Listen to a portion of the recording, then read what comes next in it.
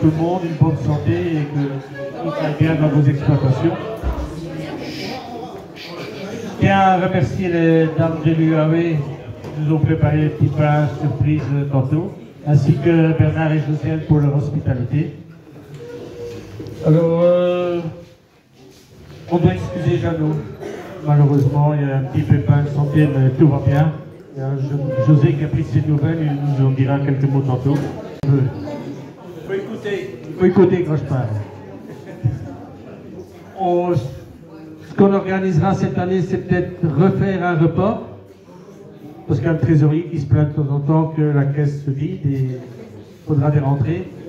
On fera plus comme l'année dernière, je pense, avec la participation de la ville. On essayera de voler nos propres ailes comme dans le temps. Il suffira de trouver un emplacement et quelques activités. Bon, ben voilà, je vous souhaite d'or et d'or. Bonsoir à tous et toutes. De la part du comité UAV, Christine, Josiane, Annie, Naïs, Anémie et Nadine qui ont préparé les pistolets ce soir. Je vais vous souhaiter le meilleur pour l'année 2024.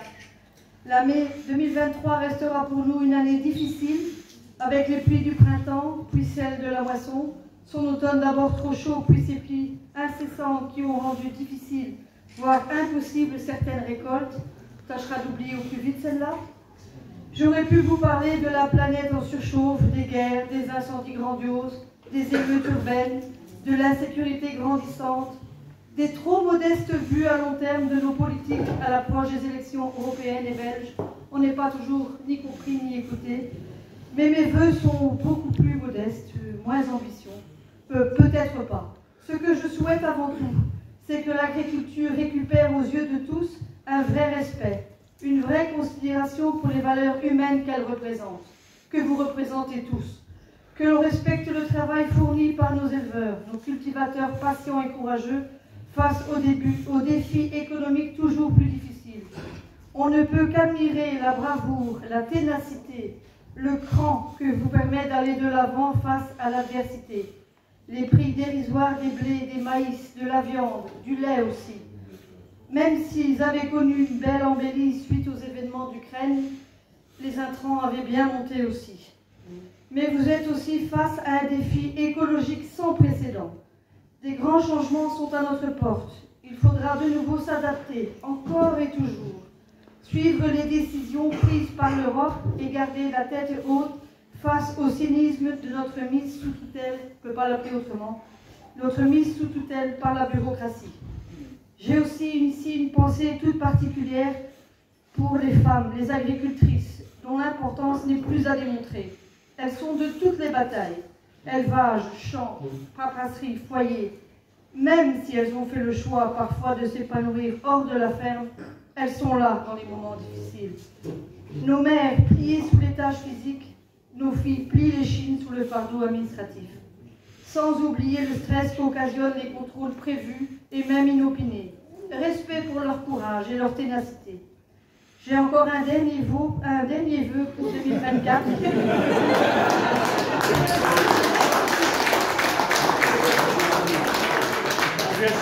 Ça, c'est la déformation professionnelle.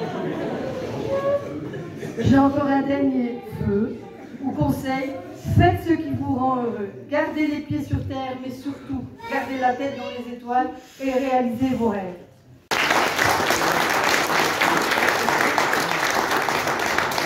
Je remercie Marie-France pour son éloquence, et surtout, c'est pas Marie-France, mais pour nous, c'est nous nous en mettons accessibles aux articles. Et on le voit de nouveau maintenant, des articles impeccables. Merci Marie-France. Je vais d'abord passer la parole à José. Merci. Bonsoir à tous. Je vous souhaite à mon tour donc une bonne nouvelle. 2024, une bonne année, une heureuse année, une bonne santé. C'est un honneur pour nous de pouvoir parler ce soir. On tient, oui, l'ex-président. Remplaçant Jeannot, avec la blague à la fin. Non, de ma part, ce sera sans blague. Hein. Ça, c'est, vous le savez. Hein. Voilà, donc je suis là. là surtout pour vous donner quelques infos, peut-être importantes pour certains, peut-être pas importantes pour d'autres. Mais voilà, quelques infos de ma part. En tant que président de la commission agricole de Commis, j'aimerais vous communiquer la chose suivante. Donc, vu la météo pluvieuse ces derniers mois et les problèmes qui en découlent, donc ça veut dire à gauche et à droite quand même encore des cultures qui restent dans les champs. J'ai pris donc des renseignements au SPV ainsi qu'à la commune afin de voir comment organiser une intervention de la commission des dégâts aux cultures. Il est certes trop tôt pour parler de calamité agricole. Et selon mes infos, il y a peu de chances qu'il y ait reconnaissance d'une calamité agricole. Par contre, si vous avez des dégâts, donc il est toujours judicieux de faire une déclaration et penser par exemple à des APL non conformes, à des arrière-engrais non semés, etc. Donc, mais vous n'êtes pas sans savoir, tout le monde sait ça, entre-temps, qu'il faut au moins 20% de dégâts sur le total des hectares déclarés pour une même culture. Et donc, il faut bien regarder sa déclaration. Président de la section locale, je continue à faire tout ce qui est dans mon pouvoir pour vous aider et ainsi rester à vos côtés. Voilà, maintenant, encore autre chose. Donc Jeannot m'a demandé, il m'a téléphoné tantôt, de vous souhaiter à tous une bonne soirée. Il ne sait pas être parmi nous ce soir pour des raisons médicales, et à ma connaissance, c'est la première fois depuis 2003 qu'il sera absent, et je vous demande un applaudissement qu'il entend jusqu'ici.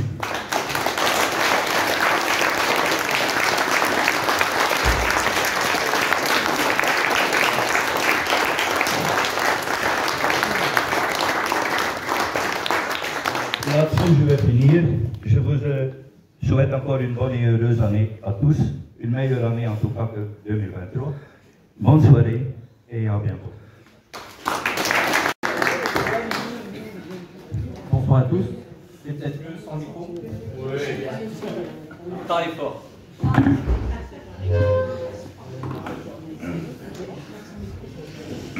Bonsoir à tous. Avant toute chose, merci pour votre présence à tous ce soir. Donc cette présence cette année elle est d'autant plus importante que l'année qui vient de s'écouler a été très riche en rebondissements, que ce soit au point de vue régional ou local. Et nous, en tant que syndicat, on n'est rien sans nos membres, donc il est important forcément qu'on communique au mieux sur ce qu'on a constaté et sur ce qu'on a aussi entrepris. Ça fait un peu plus d'1 an maintenant que je suis secrétaire foire, j'ai certains cas à traiter, et il y a un mot qui me revient souvent en tête, c'est la déconnexion. Et je pense que ça va dans le sens de tout ce qui a été dit avant moi. Pour moi, au niveau régional, cette déconnexion, elle a vraiment atteint un point culminant il y a quelques mois avec la situation sur les engrais verts. On sait tous qu'il y a un besoin urgent de diminuer la charge administrative qui pèse sur les agriculteurs, et on vous impose une réglementation, on vous impose 5 réglementations rien que pour les engrais verts. La BCE 6, la BCE 7, la BCE 8, le PGDA pour l'excipient, et les écorégimes couverture longue. Et comme si ça ne suffisait pas, malgré les pluies démentielles qui sont tombées ces derniers mois, alors que les agriculteurs ont vu leur plan de culture totalement chamboulé et que la plupart ont été incapables de semer leurs engrais verts, on a une région wallonne qui a refusé d'accorder la moindre dérogation. Alors, il n'y a pas de grande inquiétude à avoir. D'après la FWA, les contrôles devraient être très limités. N'empêche, cette situation où il faudrait presque aller en scaphandre dans vos champs pour aller semer les engrais verts et d'avoir une administration qui refuse de revoir sa copie, c'est vraiment révélateur de la situation. Un autre point chaud pour 2024, ce sera l'abandon de la dérogation jachère pour vos déclarations de superficie. Donc, vous savez, en 2023, on a changé le plan stratégique de la PAC. L'année passée, nombre d'entre vous ont pu respecter les nouvelles règles de la PAC grâce à cette dérogation jachère, qui vous permettait donc de déclarer comme des jachères des surfaces de céréales tout en pouvant les récolter. Cette règle, elle avait été mise en place suite à la crise alimentaire qui a suivi la guerre en Ukraine. Puis en 2024, tout le monde sait que la guerre en Ukraine est finie, donc cette règle a été abandonnée. Qu'est-ce que ça signifie? Ça signifie que si vous avez plus de 10 hectares de terre arable, vous devez maintenir 3 à 4% de surface ou éléments non productifs, pour voir le montant que ça représente. Et ce qui est encore plus embêtant, c'est que les mesures qui avaient été mises en place en 2023 pour rendre ces 3 à 4% presque acceptables, ou en tout cas pour limiter la facture, eh bien ces mesures ont la plupart de ces mesures ont soit été vues au rabais, soit tout simplement abandonnées. Dans ces mesures, j'entends notamment des MAE, pour lesquelles l'agriculteur devait s'engager sur 5 ans. Après 1 an, la région wallonne mange sa parole. Alors, je ne vais pas m'attarder sur le sujet ce soir, parce qu'on est une soirée de Nouvel An, pas une soirée de formation, et je pense que je vous ai suffisamment plombé le moral. Mais sachez que une soirée de formation aura lieu normalement fin du mois de février. Je dois avoir confirmation sur la salle, ce serait le 29 février, mais vous serez informés là-dessus. Et ce sera l'occasion de faire le point sur l'ensemble des mesures, peut-être une petite revue de la PAC dans son ensemble pour avoir un aide mémoire, les changements par rapport à 2023 et la question des engrais verts. Je ne peux pas vous offrir Isabelle Jomotte cette année parce qu'elle était à la fois, donc vous devrez vous contenter de moi. Cette réunion, ce sera aussi l'occasion d'inviter les responsables politiques de toutes les formations politiques de la commune, majorité comme opposition. Ce sera l'occasion, après la formation, d'avoir cet échange que les agriculteurs attendent de pied ferme, cet échange sur les projets agricoles de nos politiques. Et il faut aussi dire que, à la vue des derniers événements avec les autorités, on trouvait que cette présence était plus appropriée lors de cette soirée de formation qu'à cette soirée de vœux. Et justement, nous y arrivons, la déconnexion ne s'est pas limitée au niveau régional cette année. Alors l'année 2023 avait pourtant bien commencé. Tout début 2023, nous avions eu une réunion de concertation avec la commune, je pense que c'est la seule, une réunion de concertation avec la commune, où il y avait eu des promesses de dialogue futur avec la FWA, mais c'en est resté au stade des promesses. Alors, tout n'est pas acheté, il y a eu des éléments positifs, avec notamment l'organisation des fermes en ville et des fermes ouvertes qui ont été très positives, mais il y a d'autres éléments qui ont été beaucoup plus préoccupants. En mai de l'année passée, notamment, nous avons dû nous justifier auprès de l'administration de la présence d'animaux de la ferme, à la ferme en ville, que nous organisions avec la commune. Cette demande faisait suite à une plainte de la commission du bien-être animal, qui ne comprenait pas donc la présence d'animaux et qui, d'après certaines rumeurs, menaçait même de manifester à l'occasion de cet événement. J'aimerais quand même rappeler que nous, à la FWA, ou les agriculteurs en général, nous n'avons jamais protesté lorsque cette commission a déroulé le tapis rouge à des associations telles que Gaïa ou L214, qui attaquent presque quotidiennement notre secteur, à grand renfort de fake news ou de désinformation. Mais la suite, vous la connaissez. La présence d'animaux a été interdite, et même si, il faut quand même le dire, la raison officielle est la canicule, ça constitue quand même un inquiétant précédent. Et puis, il y a bien sûr l'épineux dossier des chemins et sentiers. Alors, pour être très clair, la concertation que la commune prétend mener se limite, d'après nos informations fiables, à des entrevues avec les personnes qui ont introduit une action en justice ou les personnes qui menacent de le faire. Ce n'est pas ma définition de la concertation. Alors il est vrai que les décrets du 3 juin 2011 et du 6 février 2014 confirment, après 2012, l'imprescriptibilité des voiries communales. Mais ces décrets ont des limites que certains s'obstinent à ne pas reconnaître, à nier ou à ignorer. Il n'empêche, ces limites existent. Je pense sincèrement que les revendications de la foi sont légitimes, raisonnables et conformes avec le droit. Nous pensons également à la fois que les initiatives de la commune dépassent le cadre légal et ne sont pas constructives car elles ne sont pas concertées.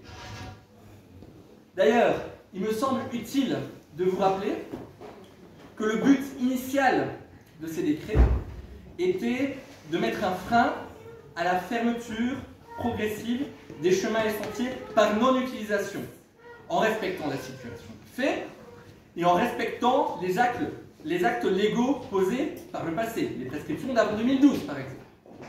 Le but n'est pas de rouvrir tous les chemins qui figurent à l'Atlas de 1841, à une époque où on roulait avec des diligences. Il n'est pas non plus de rouvrir des tronçons de chemin qui ne figurent pas sur cet atlas, parce qu'on en est là. Alors que la plupart des agriculteurs sont de bonne foi dans ce dossier, il y a vraiment des propos qui ont du mal à passer. Alors il y a eu des demandes pour que la foi introduise une action commune auprès de la commune. Une action en justice commune pour défendre les agriculteurs dans leur globalité.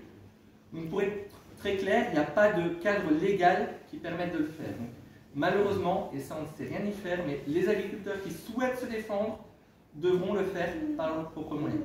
Par contre, les membres foi disposent d'une protection juridique qui peut être utilisée. J'y reviendrai plus tard.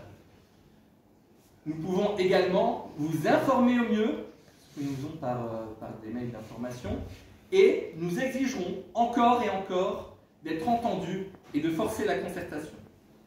Sur ce second point, il faut savoir qu'au cours des derniers mois, on a fréquemment interpellé les autorités. Mais nous n'avons plus reçu la moindre réponse depuis le mois de mai. Et il semble de plus en plus évident que nous n'en aurons pas.